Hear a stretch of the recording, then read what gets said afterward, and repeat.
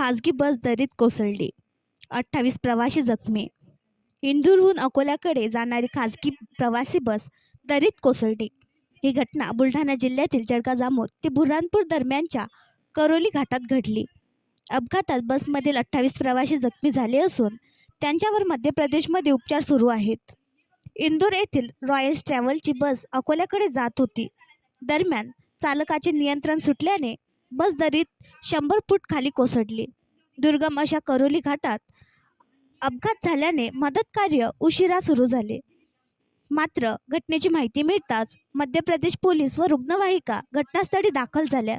अपघातात 28 जण प्रवासी जखमी झाले असून त्यांच्यावर दर्यापूर व बुऱ्हाणपूर मध्य प्रदेश येथे उपचार सुरू आहे.